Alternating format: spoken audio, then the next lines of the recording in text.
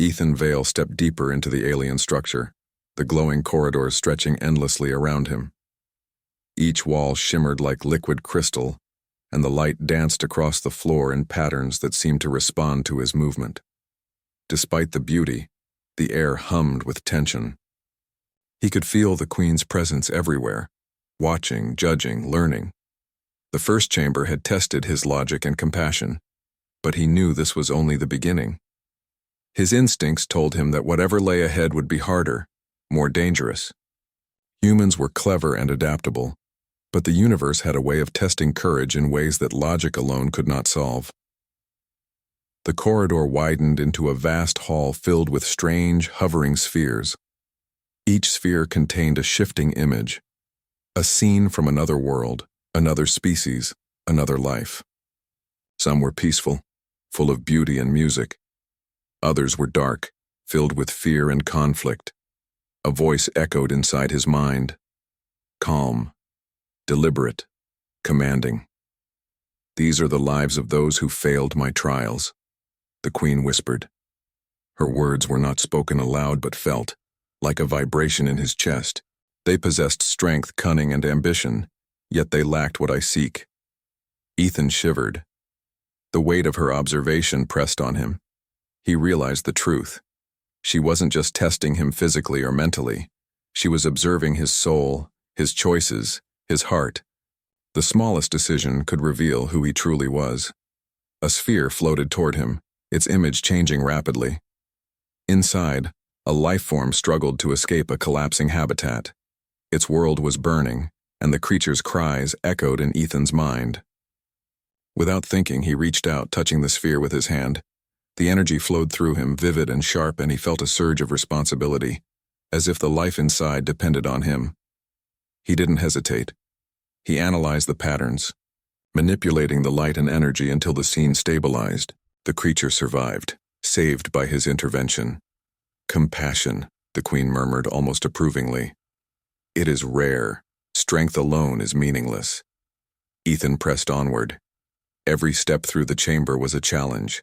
Spheres moved unpredictably, each containing a puzzle, a crisis, or a moral test. Some were simple traps designed to deceive. Others were more complex, testing patience, courage, and creativity. Ethan relied on his human instincts, on the lessons of survival and empathy that his species had honed for centuries. Hours passed, or maybe only minutes. Time was meaningless here. At one point, a sphere emitted a blinding flash, disorienting him. The floor beneath seemed to tilt, threatening to throw him off balance. Fear rose in his chest, but he reminded himself of something simple, yet powerful. Humans survived because they refused to surrender. When he reached the center of the hall, the Queen appeared before him, her presence stronger, more imposing than before. Her eyes glowed like twin stars, and her voice resonated in his mind, calm, yet heavy with authority. "Many species crumble under fear, human. Many fail before reaching even this point. Yet you continue. Why?" Ethan hesitated. He could not lie. Not to her, not here. "Because giving up isn't in our nature," he replied. "Humans endure. We adapt. We face what seems impossible, and we keep going. That's what we are." Her gaze studied him, unblinking, and then she tilted her head. Curiosity, courage, compassion, rare traits in a single being. She extended a hand, and the hall transformed. Light twisted, creating a new path, a bridge of luminescence stretching over a void filled with swirling energy. Ethan's breath caught. The bridge was unstable. One misstep and he would fall into the abyss. But he did not hesitate. Step by step he moved forward, his instincts guiding him. The void below seemed alive, testing his balance, his resolve, and his focus. Midway, the bridge trembled violently. Energy surged from the void, threatening to knock him off. Ethan leapt, caught a shimmering handhold, and continued.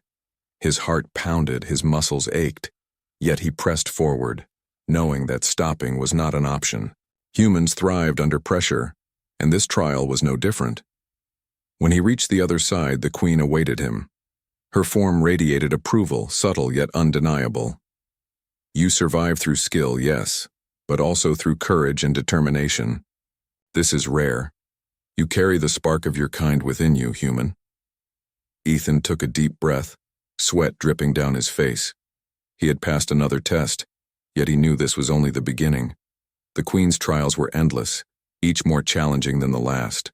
He wondered how many species she had tested and how many had failed.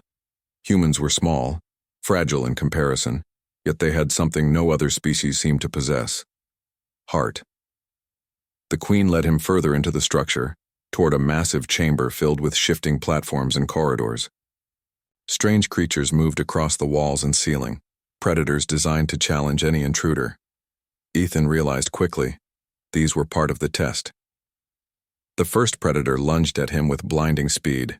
Ethan dodged instinctively, using his environment to gain leverage. He pushed a platform, sending the creature tumbling into a containment field. The Queen watched silently, her presence like a weight in the room. "You fight differently from the others," she said. "Others use force, domination, or deception.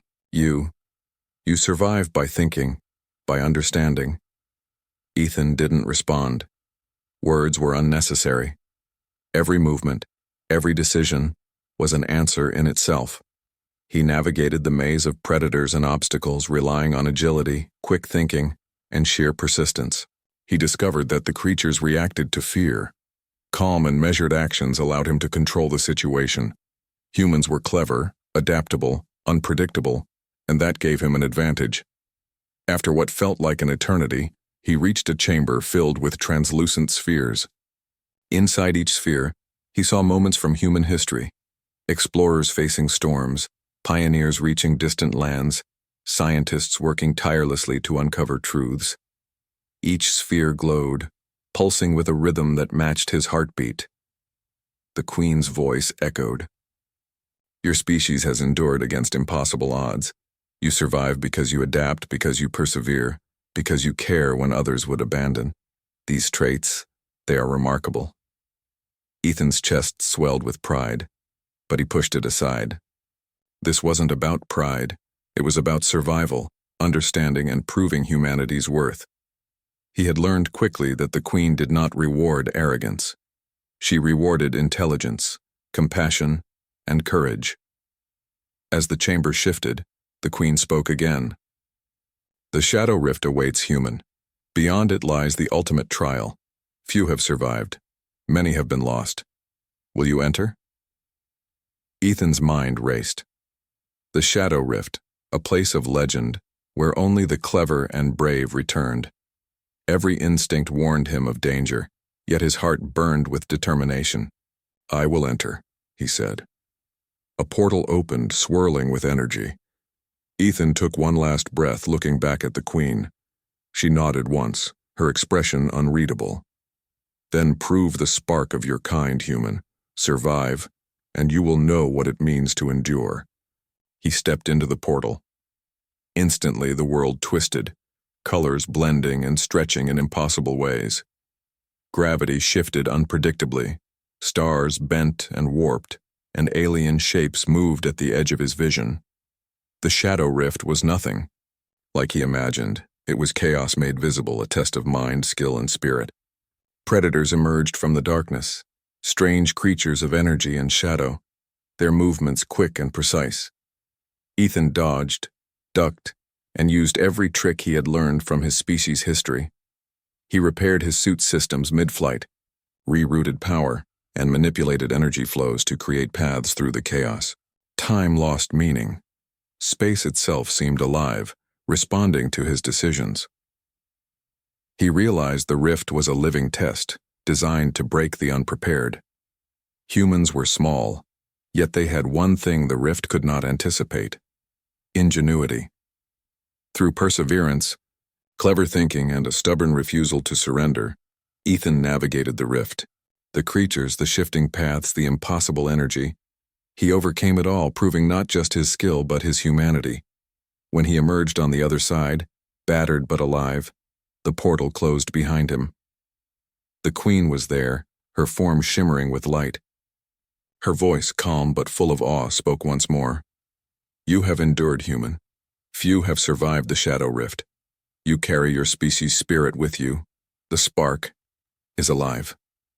Ethan took a deep breath, the weight of his journey pressing down. He was tired, tested beyond anything he had imagined, yet victorious. He had proven that humans could survive, even thrive, in trials designed to defeat far stronger beings. The Queen extended her hand. Come, there is more to learn, more to prove. The universe watches and humanity has a voice now. Do you accept this responsibility? Ethan met her gaze, steady and resolute. I do. I will do whatever it takes. The Queen's presence softened slightly, a rare display of approval. Then the next trial begins. And this time it will test not just survival, but what it means to lead. You will see what it is to shape the stars themselves. Ethan's heart raced. Ahead lay new challenges, unknown dangers, and discoveries beyond imagination. But he was human, he survived, he endured, and he would face the future with courage. Ethan Vale stepped out of the Shadow Rift portal, the air around him humming with energy. His body ached, and his mind was still trying to adjust to the impossible physics of that chaotic dimension. Yet he was alive. Against all odds, he had survived. Humans were small and fragile compared to the creatures that roamed the rift, yet their adaptability, courage, and cleverness had carried him through. The Queen awaited him, standing tall, radiant, and impossibly calm. Her presence was overwhelming, yet Ethan felt a strange sense of acceptance in her gaze. Few have returned, she said, her voice echoing softly in his mind. Few are still with the spark of your kind intact. Ethan straightened, shaking off exhaustion. I survived, he said, though it felt insufficient. Survival had not been simple. Every decision, every instinct had been tested to its limit. The Queen tilted her head. Survival alone is meaningless. You endured, yes, but what you carry within, that is rare. She gestured ahead and the wall shifted, forming a corridor filled with floating displays. Each one showed galaxies, star systems, and civilizations he had never imagined. Some were thriving, others destroyed, each marked with timestamps of millennia. The Queen guided him through the visions, her hand moving gracefully in the air, and Ethan realized that she was revealing secrets of the universe itself. I have watched countless species, she said, some with strength, some with intelligence, some with ambition. All have failed to balance what is needed to endure the universe's trials. Humans, you are different. You are small, yet you survive where others perish. You feel deeply, yet you act decisively. You possess curiosity and courage in equal measure. Ethan listened, trying to comprehend the enormity of her words. Humanity had explored only a fraction of the stars. Yet here he was in a structure far older and wiser than anything humans had ever known, being told that his species held something rare, something that even powerful alien civilizations lacked. The Queen led him to a vast chamber at the core of the structure. The walls shimmered, revealing patterns and symbols that pulsed like a heartbeat. At the center floated a crystalline sphere, radiating energy so intense that it made the air shimmer. Ethan instinctively took a step back. This, she said, is the Codex of the Empires. It holds knowledge accumulated over countless civilizations. I have seen species rise and fall, leaders emerge and perish, empires built and destroyed. And now you stand before it. Ethan's heart raced. Knowledge of that magnitude was beyond imagination. It contained secrets of space travel, diplomacy, defense, and survival spanning eons. Yet the Queen did not hand it to him. She observed, waiting. To access this, she said, you must prove not only skill and courage but understanding. What you choose here will show the depth of your wisdom, the strength of your judgment, and the character of your species. Are you prepared, human? Ethan swallowed, his mind focused. I am. The sphere's surface rippled and images flooded his senses. Worlds in chaos, species on the brink of collapse, leaders faced with impossible choices.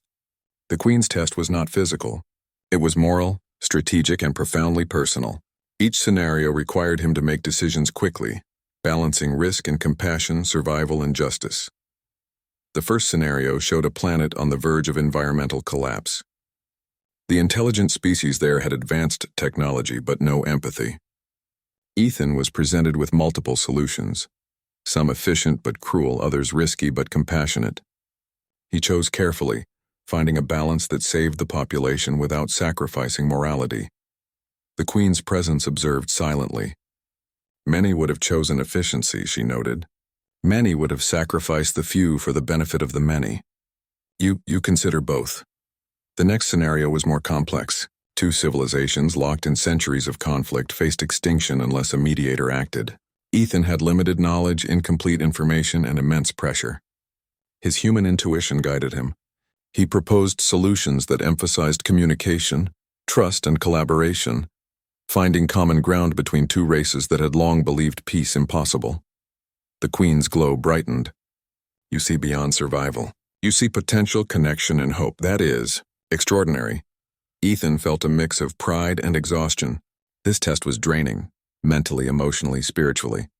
He realized that the Queen's trials were not about defeating him. They were about revealing humanity's essence, the spark that allowed a fragile species to thrive against incomprehensible odds. Finally, the Codex itself responded, pulsing with light. Ethan understood the final challenge, not to use the knowledge for personal gain, but to demonstrate leadership, vision, and responsibility.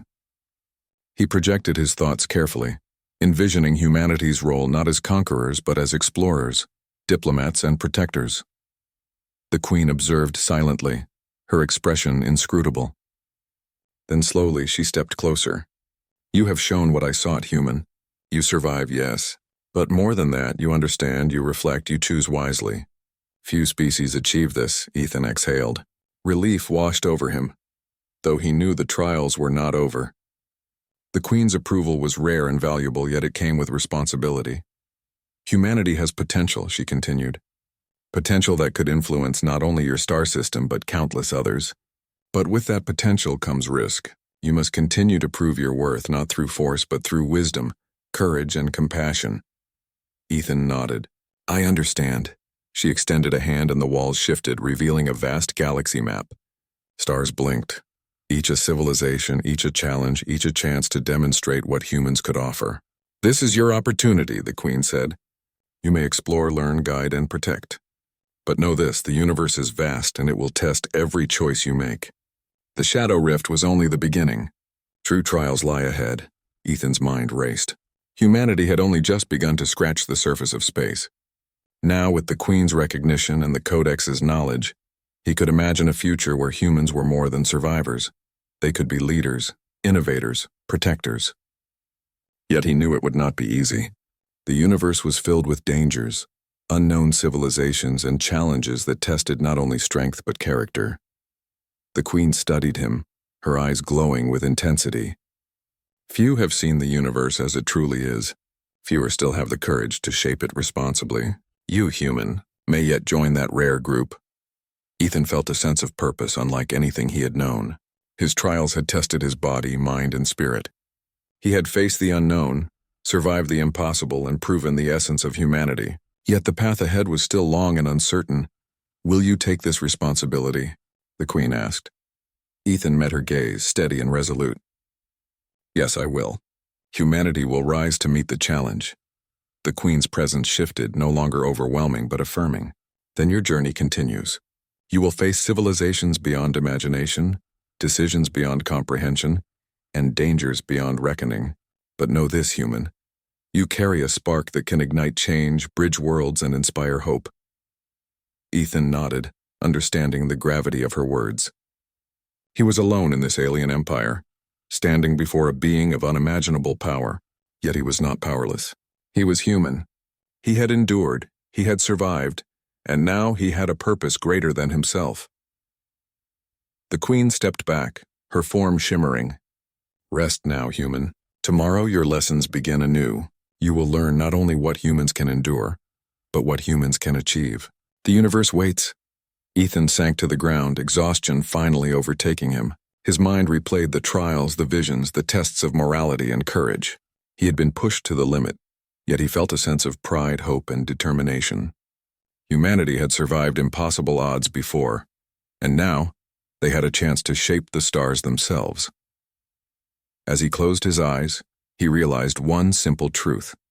Being human meant more than surviving the unknown. It meant learning, adapting, leading, and inspiring, and that was a gift even the greatest civilizations had yet to fully understand. The lights of the chamber dimmed, the hum of energy fading into a gentle pulse. The Queen's presence lingered, a silent promise and challenge. Ethan Vale, human explorer, survivor of the Shadow Rift, now carried a new responsibility. The universe was vast, full of wonders and dangers, and humanity had a role to play that no other species could fulfill. He was ready. Ethan Vale stood aboard the alien vessel, gazing out at the expanse of stars that stretched endlessly before him. The missions he had completed, the crises he had averted, and the civilizations he had helped now felt like fragments of a greater journey. Each challenge had tested his courage, intellect, and heart, yet they had all been preparation. He could feel it, something monumental awaited. The Queen's presence emerged beside him, radiant and powerful. Unlike before, her glow was softer, almost contemplative. You have endured, human. You have survived the Shadow Rift. You have led civilizations, averted crises, and proven the worth of your species. Few beings in the universe could match this, yet there is more to understand. Ethan straightened, anticipation and apprehension coiling together. I'm ready, he said. He had learned to trust his instincts, to act decisively, and to carry humanity's spirit with him. Yet he knew that this final stage would push him further than ever before. Beyond this chamber lies the Conclave, the Queen said, an assembly of the oldest civilizations, the wisest leaders, and the most powerful entities in existence. They will observe you. They will judge you. And they will decide whether your kind has the right to shape the stars alongside them. Ethan's heart pounded. Humans had always looked at the stars with wonder. Yet now he would present them before the universe's most formidable entities. He felt small, fragile, yet unbroken. That was humanity's strength. The Queen led him through a corridor that shimmered like liquid light, the walls reflecting stars that seemed impossibly distant and close at the same time. When they reached the end, a massive chamber opened before them. It was immense, circular, and filled with beings of every imaginable shape, size, and form. Some glowed with energy. Others had forms so alien that Ethan could barely comprehend them. Yet each radiated power, wisdom, and authority. At the center, the Queen gestured for him to step forward. Human, she said, you have survived, learned, and demonstrated the essence of your kind. Now show the Conclave what it means to endure, adapt, and inspire. Ethan stepped onto the central platform. The beings in the chamber regarded him silently. A hush fell over the assembly, as if the universe itself were holding its breath. He felt exposed, alone, yet confident. He carried something no other species had, the human spirit. He spoke clearly, his voice carrying across the chamber despite its vastness. I am Ethan Vale from Earth. I stand before you not to boast of my strength, but to represent my species. Humans are small and fragile, yet we endure, we adapt. We care for one another, and for others in need. We make mistakes, yet we learn. We face impossible odds, yet we rise. That is what it means to be human. The assembly was silent for a moment. Then, a low hum of acknowledgement spread through the chamber. One being, towering and crystalline, spoke in a voice that resonated in thought rather than sound. You speak with clarity, yet also with humility. Few species understand themselves so deeply. Another entity, shrouded in shadow and light, added, humans are unpredictable, yet resilient. They survive where others fail. Their courage is bound not by size or strength, but by spirit. Ethan felt a surge of pride, tempered by responsibility. He understood that this was not the end, it was a beginning. The assembly watched closely, evaluating every word, every gesture, every heartbeat.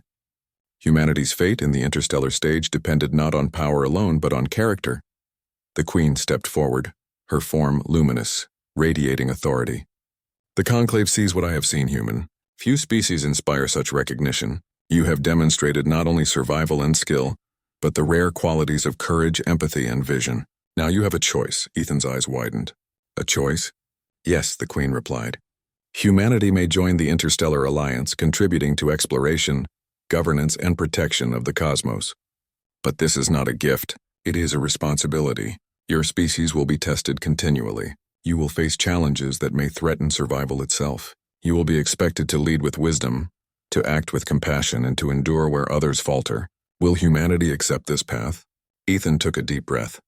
He thought of Earth, of the people he had left behind, of the lessons humanity had learned over millennia. He thought of the explorers, scientists, diplomats, and ordinary humans who had built a world capable of reaching the stars. Humanity will accept, he said firmly. We will rise to meet the challenge. We may be small, we may be fragile, but we will endure. We will learn, adapt, and protect. And we will inspire others, as we have always done. A wave of energy pulsed through the chamber. The Queen's form glowed brighter, her presence expanding as if the universe itself acknowledged the declaration. "So be it," she whispered. "The spark of humanity is alive. You are recognized not for strength or conquest, but for spirit, courage, and heart. The universe has watched, and now humanity has a voice." The assembly, once silent, erupted, not in noise, but in a harmony of acknowledgement, of respect, of recognition. Species that had dominated galaxies, civilizations that had survived for millennia, now regarded humanity with curiosity, respect, and expectation. Ethan understood the weight of what had just occurred. Humanity was no longer confined to a single world. They had a role in shaping the future of countless systems. The Queen stepped closer. "Remember this, human, power alone is meaningless. Wisdom, courage, and compassion are the true measures of a species. Humans have shown this potential, but the universe will continue to test you. You must lead, endure, and inspire with every choice. The journey is only beginning." Ethan nodded. "I understand." "Humanity will not falter." The Queen's form shimmered, almost dissolving into light. "Then go, human. Explore, learn, protect, and guide. The universe is vast, and the stars await your spirit. Alone you are fragile, but together humanity will shine." As her presence faded, Ethan felt a profound clarity. The trials, the crises, and the tests had forged something within him. He was human, yes, but he carried the collective spirit of his species, the courage, ingenuity, and heart that had always allowed humanity to endure. He stepped back onto his vessel. The controls responded instantly, the ship seeming to recognize his resolve. Maps of stars, galaxies, and civilizations stretched across the displays. Some were stable, others unstable. Some at peace, others on the brink of conflict. Each star, each planet, each civilization offered challenges and opportunities. Humanity's journey was only beginning. As the vessel lifted off, Ethan looked out at the galaxy, feeling the weight of responsibility and the thrill of possibility. Humans were small, fragile, yet powerful in ways the universe had underestimated. Their courage, intelligence, and heart could shape events, inspire others, and endure where others might fail. He thought back to the Queen's first words, whispered in that alien chamber. "Alone, human?" Ethan smiled, a quiet determination settling over him. He had been alone, yes, but he was not weak. Alone he could survive. Together, humanity could thrive. The spark she had recognized burned brightly within him, and he would carry it across the stars. The galaxy stretched endlessly before him, full of wonder, danger, and potential. Yet for the first time, Ethan Vale felt a certainty that humans were not just survivors. They were participants, leaders, and protectors of the universe. "Humanity will rise," he whispered to himself, "and we will show the universe what it truly means to endure." The stars seemed to shimmer in response, as if acknowledging his words. And for the first time, Ethan realized that being human was not about strength or size, but about spirit, courage, and the unyielding will to face the unknown. The journey ahead was long. There would be trials, crises, and challenges beyond imagination. Yet humanity would endure. Humanity would adapt. Humanity would shine. And Ethan Vale, the lone human who had faced the Shadow Rift and earned the recognition of the most powerful alien queen, would carry that spark into the galaxy, into history, and into the heart of the universe itself. The Queen's whisper echoed one final time in his mind, soft and full of meaning. "Alone, human. You are never truly alone. You carry the universe within you." Ethan Vale smiled, his resolve firm. Humanity was ready. The night was quiet at the secret research facility hidden in the mountains. Outside, the wind howled against the metal walls, carrying with it the scent of cold stone and pine. Inside, the air was sterile, sharp with the smell of antiseptic. Rows of machines hummed softly, and small screens flickered, showing streams of data. Dr. Karen Yates walked slowly along the corridor, her white lab coat brushing against the polished floor. She had been part of the cloning project for over 5 years, and tonight was different. Tonight, the first fully human clone created entirely in the lab was ready to awaken. Her heart beat faster as she approached the central chamber. She had seen countless experiments fail, but this time everything had been done perfectly. The chamber was quiet except for the soft whirring of the incubators. Inside one of them, a human figure lay pale and still, its chest rising and falling in gentle rhythm. It looked exactly like a young adult male, the clone of their carefully chosen genetic donor. But the scientists had done more than just copy DNA. They had enhanced neural pathways, designed the brain to adapt faster, to learn faster, to think differently. "Are we ready?"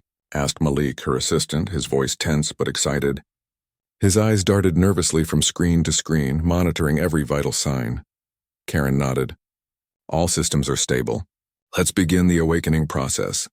A small panel on the incubator hissed and opened. A stream of soft light bathed the clone. It stirred slowly, eyelids fluttering. Karen held her breath. The clone's eyes opened, clear, sharp, and almost too aware. For a moment, the room was silent. It was as if the clone was studying them, not the other way around. "Welcome to the world," Karen said softly, unsure if it could understand. The clone's lips moved, forming sounds that were barely audible. "What?" Malik leaned forward, eyes wide. "It's trying to speak." But the clone stopped, blinking rapidly.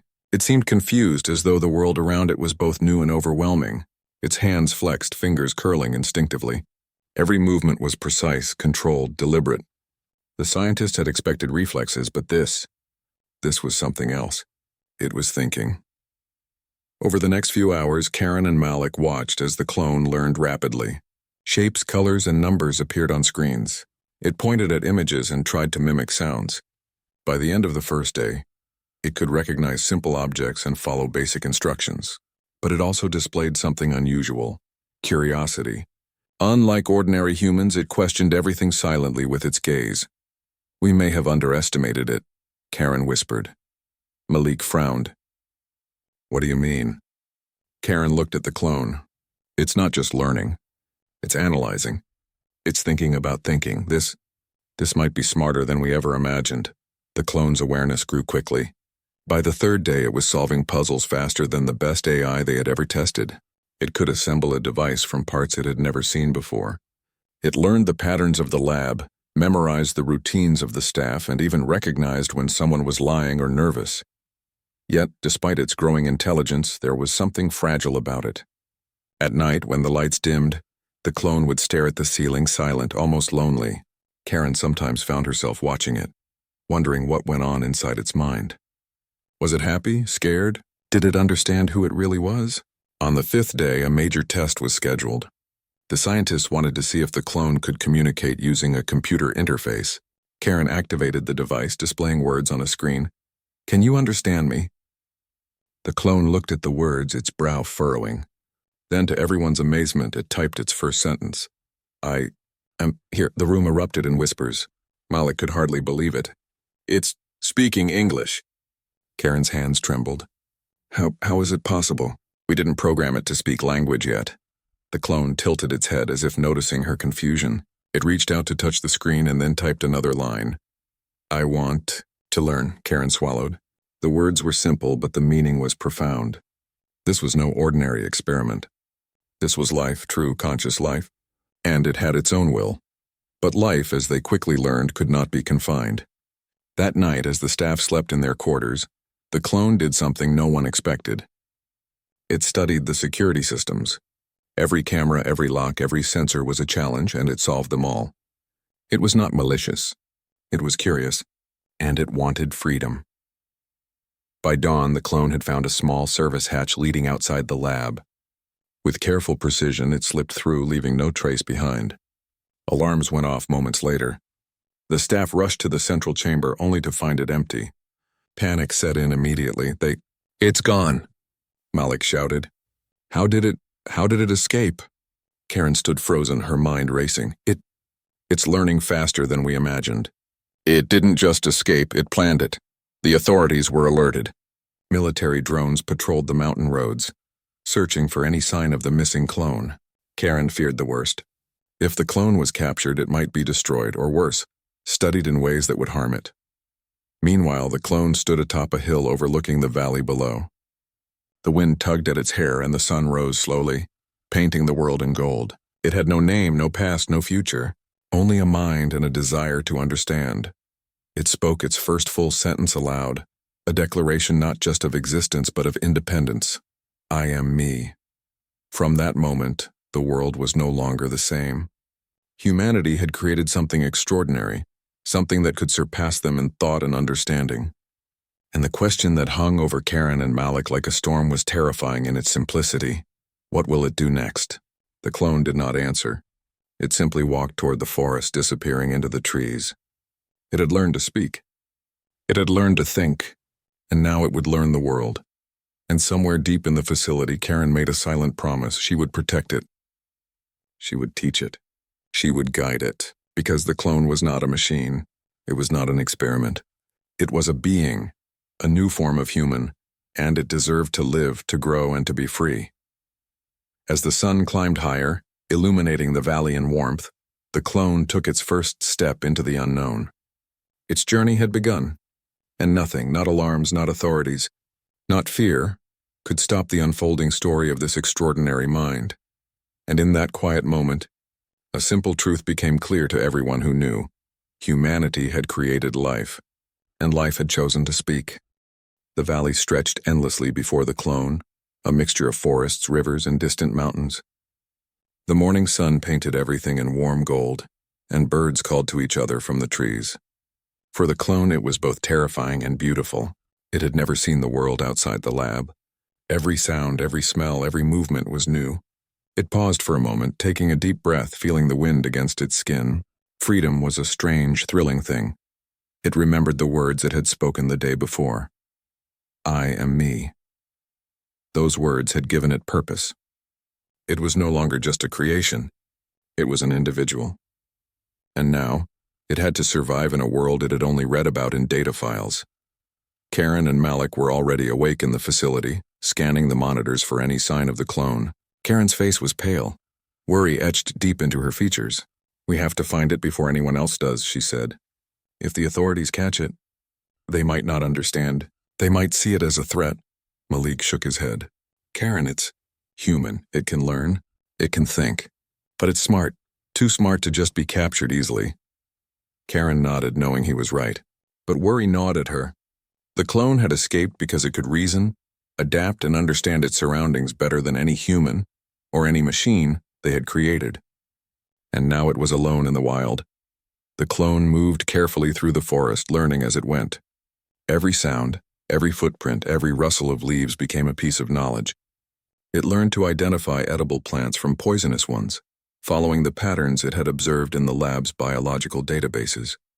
It discovered small streams, drinking carefully and observing the flow of water. It noticed animals, deer, birds, and even a curious fox that watched it but did not approach. It was learning.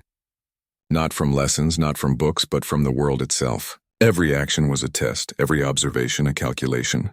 It had no guide except its own mind, yet it moved with purpose. By midday, it had found a small clearing near a river. Sunlight shimmered on the water, and for the first time it paused to truly think. What am I? The question echoed in its mind, one that no scientist had fully answered. It had a body like a human, feelings like a human, and a mind that could think independently. But it was also something different, a bridge between creation and life. Meanwhile, the facility was in chaos. Drones scanned the forests, helicopters circled overhead, and search teams moved in coordinated patterns. Karen had refused to involve the military fully, fearing what they might do if the clone was found. She had convinced the facility's director to limit the search to observation, tracking without engagement. But time was against them. Authorities outside the facility had already learned about the escape, and their interest was growing fast. Back in the forest, the clone had begun to experiment. It found a fallen branch and broke it apart, observing the wood structure. It made small marks in the dirt, testing cause and effect. It noticed patterns in the leaves, the way sunlight moved through the trees, the sounds of the wind. Its mind was alive with curiosity, and then it heard something new. Voices. Human voices, not distant, not artificial, but close. It crouched low, peering through the underbrush. A group of hikers moved along a trail, laughing and talking. The clone's first instinct was caution. It hid, but then it did something remarkable. It tried to speak. Hello, it whispered, its voice soft but precise. English. The hikers stopped, turning their heads in confusion. Did someone say something? One of them asked, scanning the forest. The clone repeated the word louder this time.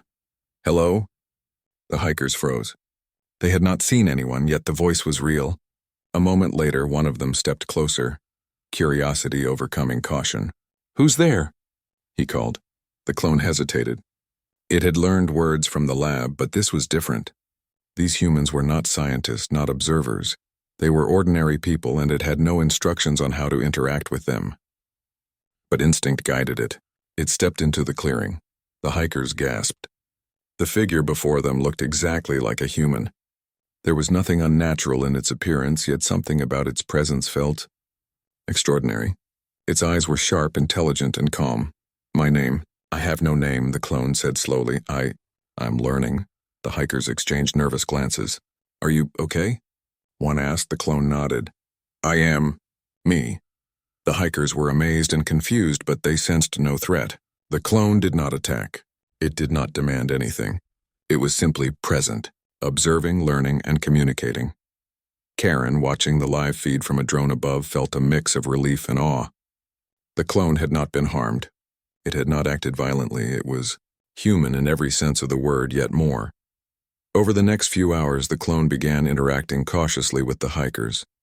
It learned social cues, mimicked gestures, and even tried to laugh when the hikers smiled. It asked questions simple but profound. Why do you walk here? Why do you laugh? The hikers were startled but patient. They answered, explaining their simple joys, their love for nature, their curiosity about life. For the clone, every answer was a revelation. It had read about humans, studied their behaviors in data, but now it experienced it firsthand. The warmth of laughter, the sound of kindness, the subtle movements of friendship, all were new to it. And with every interaction, its understanding of humanity grew. But danger was never far. Drones continued to scan the forest, searching for the escapee. Karen worried about the consequences. If the authorities found the clone before it truly learned, they might try to contain it or worse. She could not let that happen. She had to find a way to protect it. As night fell, the clone returned to the clearing by the river. The hikers had left, leaving it alone with the stars. It gazed upward, fascinated by the vast sky, the distant points of light.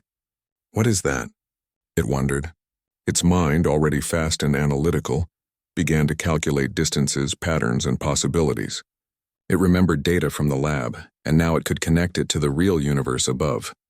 I want to know, it whispered to itself. The words were simple, but their meaning was deep. It wanted to understand life, the world, and its place within it. It wanted not just to exist, but to grow, to think, and to learn. Miles away, Karen sat in her control room, staring at the monitors. She could see the clone moving, exploring, and she felt something she had never felt before. Hope. Humanity had created something extraordinary, but it was not just her creation anymore. It was a being with its own thoughts, its own desires, and its own future. The first step had been taken. The clone had escaped the lab, experienced the world, and even spoken to humans outside. But this was only the beginning. There were questions it had not yet asked, dangers it had not yet faced, and discoveries waiting just beyond the horizon. And as the stars twinkled in the night sky, the clone made a silent promise to itself: to learn, to grow, to understand, and to live. It was more than an experiment now. It was life, and humanity, whether they realized it or not, had just begun a new chapter in the story of existence.